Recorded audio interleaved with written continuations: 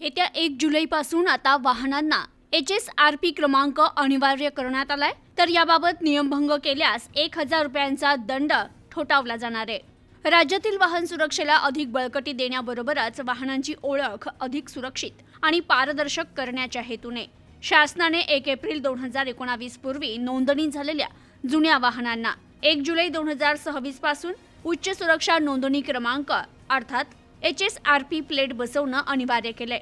यासाठी यापूर्वी 31 डिसेंबर 2025 पर्यंत मुदत देण्यात आली होती।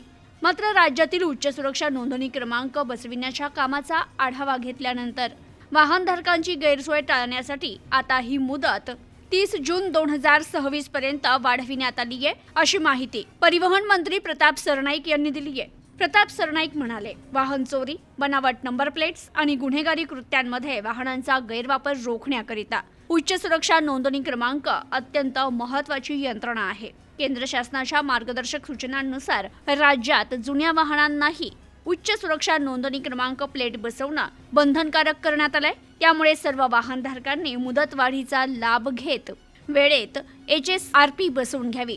वाहन मालकांनी परिवहन विभागाच्या अधिकृत संकेतस्थळावर जाऊन HSRP बसविण्यासाठी आगाऊ वेळ निश्चित करावी। संबंधित वाहनधारकांनी 30 जून 2026 पूर्वी ही प्रक्रिया पूर्ण करणं गरजेचं आहे। याबाबत बोलताना सरनाईक पुढे म्हणाले, ज्या वाहनधारकांनी मुदतीत HSRP बसवून घेतलं नाही किंवा अपॉइंटमेंट नोंदवली नाही, अशा वाहनांची 1 जुलै 2026 पासून रस्त्यांवर विशेष तपासणी मोहीम राबवत पडताळणी करण्यात येईल।